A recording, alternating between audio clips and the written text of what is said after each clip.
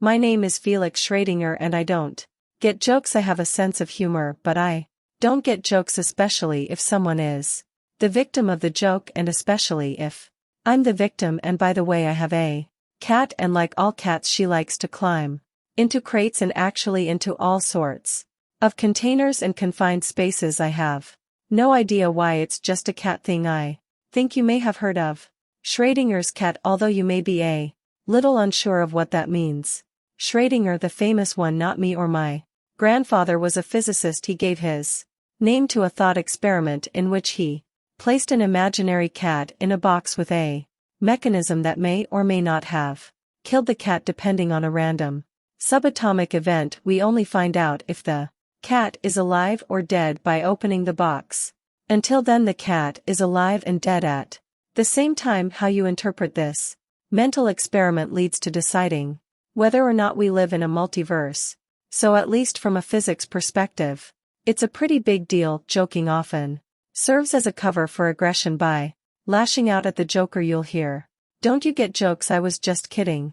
Have you lost your sense of humor?" and many other variations on that theme. I worked hard at university because I knew my parents were struggling to help with my studies while other kids were having fun, and so I became the center of pranks from rich kids who saw my passion as a kind of coded criticism. This goes some way to explaining my allergy to April Fool's Day. So often it turns out to be extremely obnoxious. Someone tries too hard and is completely uninspired, commits a joke that on any other day would be taken as an invitation to get a punchline, but on this day they have a free pass, and if you object it means you can't take a joke. Okay, and back to my story again.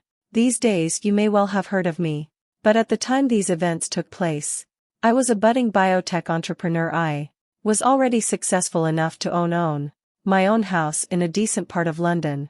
It was the first day of April, and a month earlier you could say everything was perfect. My friend Sarah had moved in with me, and my friends were saying she was perfect for me. I admit that I have a tendency to be a bit stressed out trying to plan everything, and it's not easy for me to relax, but it's also one of the reasons why I had a house in London when I wasn't yet 30. They saw that Sarah was helping me not to take things too seriously. She was fun to be around. I worked pretty hard because there was an opportunity to do a big deal with a major pharmaceutical concern to provide them with important precursors for a whole range of drugs at a price that was less than normal. This was because we had come up with a different way of producing them. I knew that if we made a deal I would be set for life, and I was the kind of guy who would only propose to his girlfriend when he was sure he could support her and the family he hoped to have. I had already bought the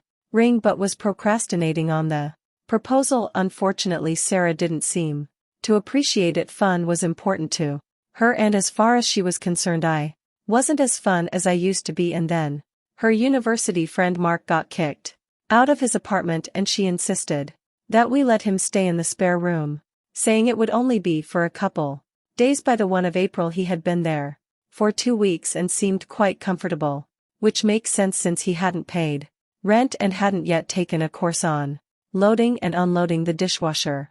When he arrived I didn't ask him for anything, as it was only supposed to be for a couple days. Oddly enough, although he annoyed me immensely, I didn't see him as a competitor in a romantic sense. No ambition whatsoever, immature, lacking in manners, uncultured, proud of his ignorance. I hope you get the picture. On top of that, Sarah assured me that they had never been in a relationship, and honestly I'm pretty sure she wasn't lying. The deed was done, the contract was signed, dated Friday, the 1st of April, and I could move forward with our plans. For the first time in a long time I was leaving work at 4. I told my secretary, Gail, that I was leaving. She asked if I was heading home, which in retrospect was odd since she usually never asked me that, but I didn't pay any attention to it at the time. I had plans for the evening. I had plans, and they definitely didn't include Mark. He could spend his time watching pointless reality TV as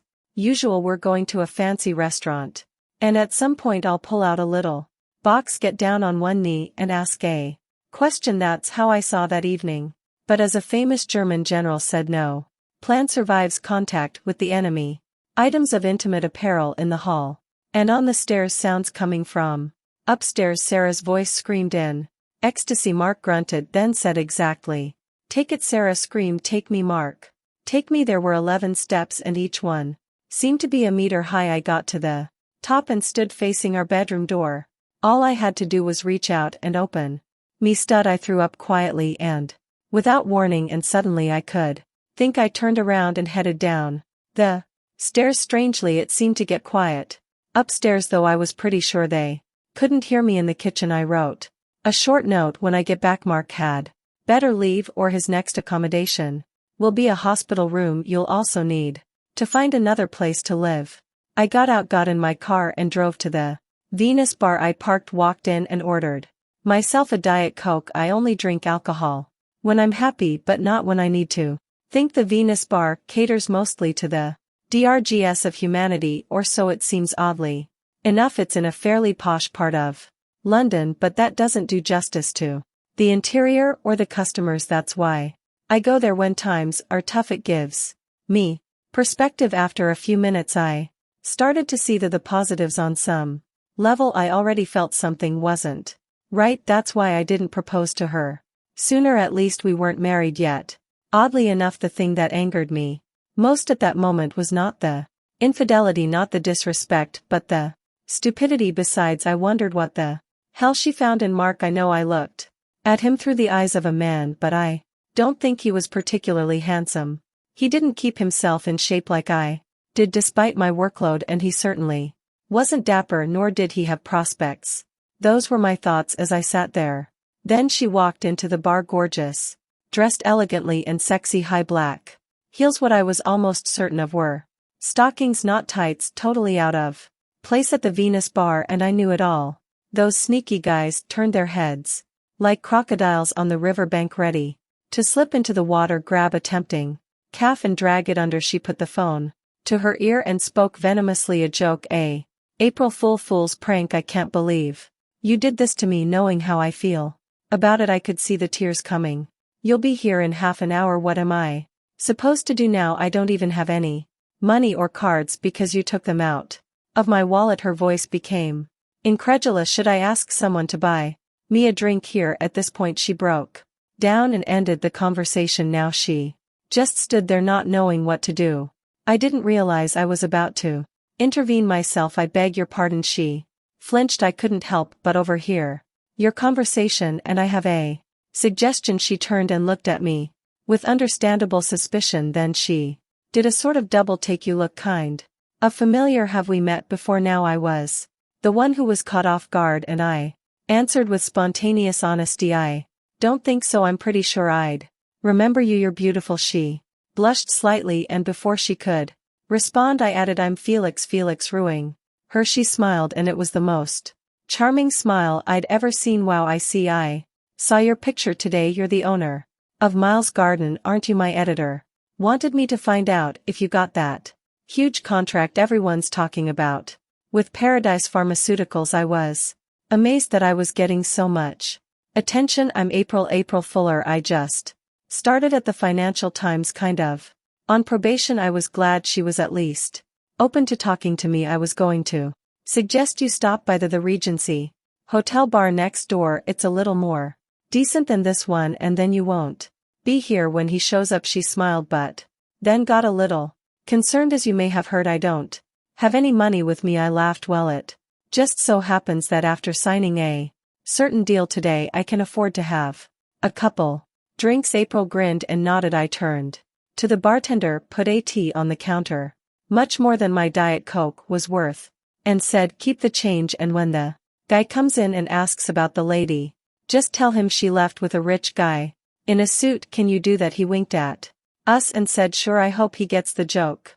We went to a neighborhood bar. It amused me that a Venus bar could neighbor a 4-star hotel. The bar at the Regency was perfect for private conversations, and we sat in a semi-closed booth. We ordered coffee. So Felix, how is it that you find yourself in a place like the Venus bar alone, especially when it seems like you have something to celebrate? I realized she must find it strange. Well, it's kind of a tradition for me when Something goes wrong, I go and sit in the Venus bar and people watch, and I soon realize that my life is so much better than most people out there, no matter what temporary grief I'm going through. I guess it's a kind of therapy. April looked puzzled. I thought you said you made a PCT. I laughed mirthlessly. Well, I was on my way home at 4 o'clock this afternoon, intending to celebrate with my girlfriend and maybe even propose to her at 4:30. I listened to her already celebrating with her ex-boyfriend. I explained what had